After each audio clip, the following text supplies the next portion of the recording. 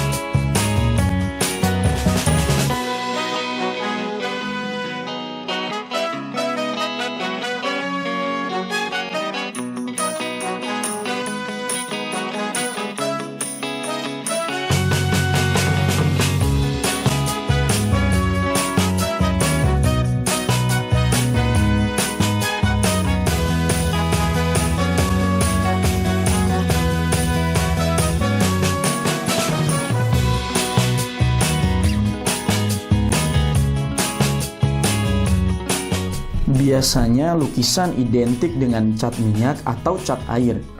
Tapi lain halnya dengan yang satu ini. Menggunakan lem dan serbuk gergaji sebagai media lukisan. Seperti apa karyanya? Penasaran? Nah, lukisan buatan Sutrisno memang berbeda. Ia mengubah limbah serbuk gergaji menjadi lukisan yang bertemakan pemandangan, tokoh-tokoh nasional, dan masih banyak lagi. Sejak tahun 2006, lulusan desain grafis UNS ini mencoba berinovasi dengan mengaplikasikan limbah serbuk gergaji ke dalam lukisannya, yang semula hanya menggunakan media cat. Untuk lukisan cat minyak ataupun cat air sudah banyak digunakan oleh para pelukis. Hasil dan pemasarannya juga cukup mudah, karena hal tersebut lebih dikenal oleh masyarakat. Namun untuk inovasi yang satu ini memang butuh perjuangan karena memang belum cukup terbiasa dan dikenal.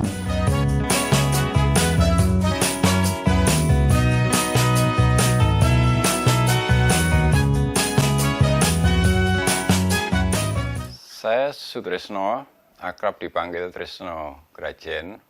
Saya pemilik studio lukis Grajen Craft yang bertempat di Nayu Timur RT 4 RW 18 Nusukan, Surakarta.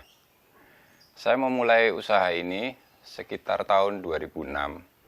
Ya, pada awalnya dari explore media lukis yang pada saat itu memang belum populer, dan dari keinginan untuk mempopulerkan, saya mencoba memakai serbuk gergaji ini untuk media lukisan.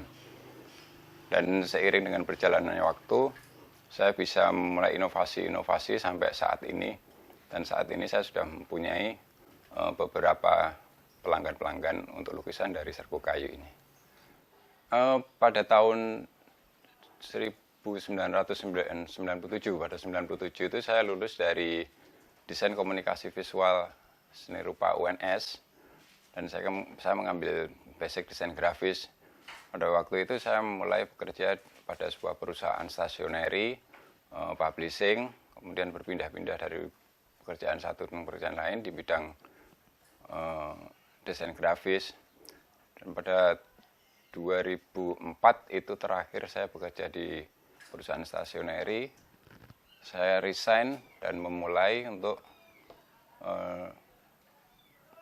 berwirausaha, berganti-ganti berusaha, mulai dari kerajinan foto frame, dari media-media batu yang dilukis, kemudian ya semacam itu, sampai akhirnya 2006 itu saya memilih untuk mencoba serbuk kayu sebagai media lukisan.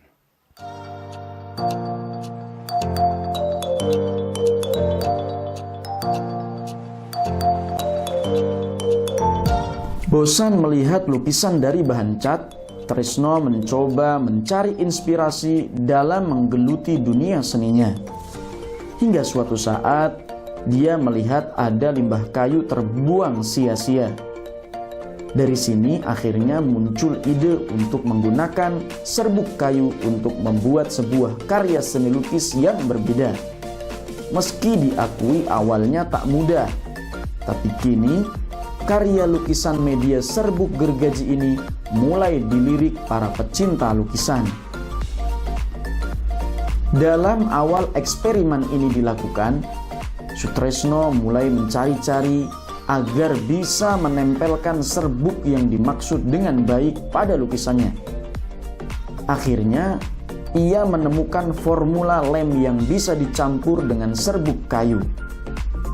Ia berharap karya seninya bisa disejajarkan dengan karya yang lain, seperti lukisan cat yang sudah lebih familiar akrab di tengah masyarakat.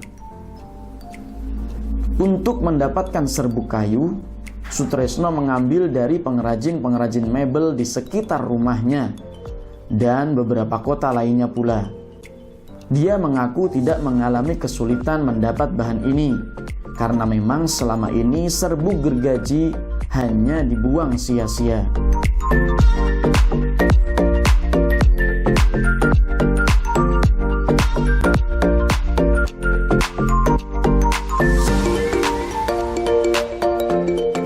Susah-susah gampang menggunakan bahan ini untuk diaplikasikan ke dalam seni lukis. Ada 2 kali tahapan kerja jika dibandingkan dengan melukis menggunakan cat minyak atau cat air. Kalau dengan media cat, hanya sekali gores sudah keluar warna dan gambarnya. Sedangkan dengan serbuk gergaji ini kita harus membuat pola dulu. Kemudian mengaplikasikan lem yang sudah dicampur dengan warna sesuai kebutuhan gambar. Baru serbuk kayu ditaburkan. Proses yang paling sulit adalah saat pembuatan warna pada serbuk kayu. Serbuk kayu memiliki kecenderungan menyerap warna.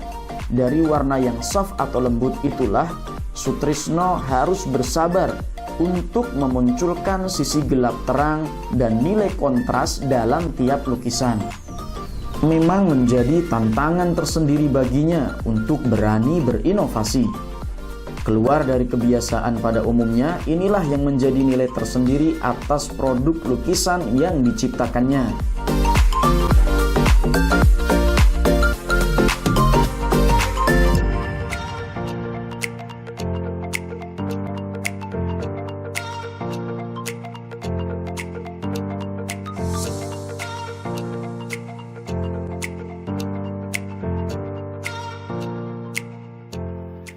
Ya, bermula dari inovasi-inovasi itu, pada awalnya saya melihat banyak sekali media-media yang ada di sekitar kita yang memang terbuang dan tidak terpakai. Dan waktu itu dengan menggunakan biaya yang tidak banyak, yang cukup murah, kita bisa mencoba, dan kebetulan pada waktu itu saya melihat di sekitar tempat tinggal saya ada penggergajian kayu, yang industri-industri mebel. Saya mencoba mengaplikasikan limbah serbuk kayunya itu sebagai limbah gerajennya itu. Saya coba untuk aplikasikan menjadi sebuah kerajinan ya, semacam foto frame, tempat pensil, dan sebagai macam lainnya seperti produk-produk stationery. Dari situ ide saya berkembang. Bagaimana serbuk kayu itu bisa dihasilkan menjadi karya-karya yang lain, tidak sebatas fungsional tapi justru ke bidang nilai-nilai ekonomis yang lebih tinggi, semacam lukisan. Ya dari sanalah bermula ide saya untuk melukis dengan media serbuk kayu itu.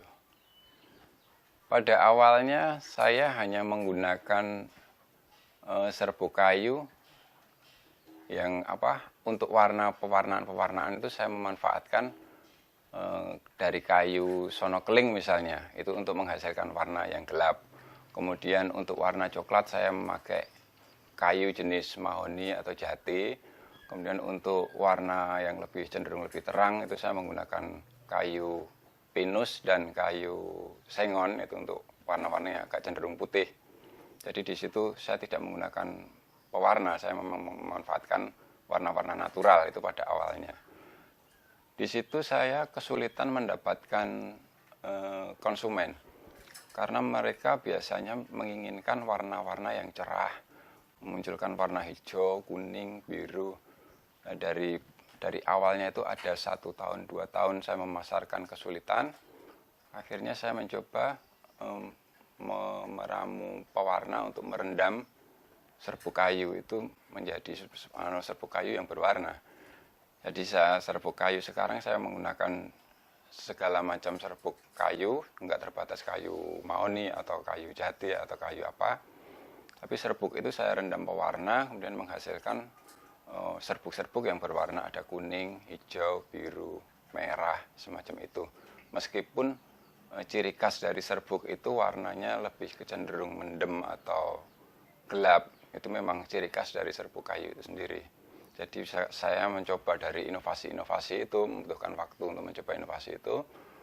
Saya sampai sekarang saya bisa memunculkan warna kontras itu dengan mengkombinasikan antara warna dasar kertasnya sama taburan serbuknya. Jadi untuk serbuk yang tipis itu menghasilkan warna yang agak terang, kemudian serbuk yang pekat itu menghasilkan warna yang gelap, semacam itu.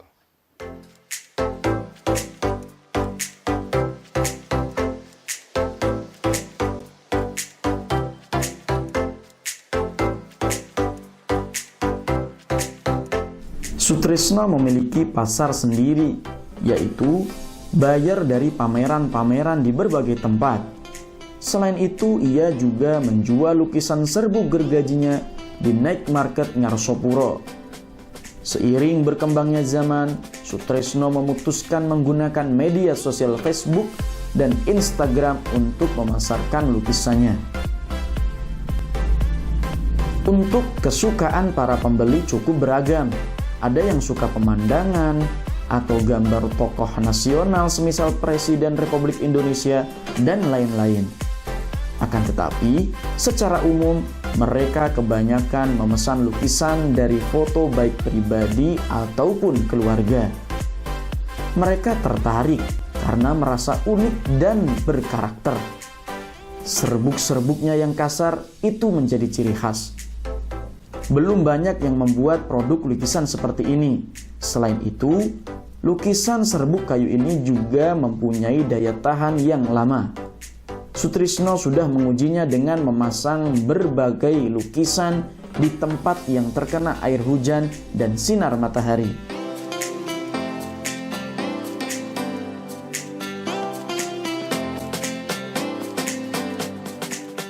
Untuk mengenai pemasaran, itu pada awalnya saya memang masih kurang familiar tentang marketing dengan ini. Jadi pada waktu itu saya dibantu dari Pemkot, itu pada awalnya itu saya menjadi bagian dari binaan Dinas Koperasi dan Perindustrian di Solo. Dari sana saya mendapat fasilitas untuk pameran-pameran. Dari pameran-pameran yang diajari dari Pemkot itu saya manfaatkan untuk menyebar brosur kartu nama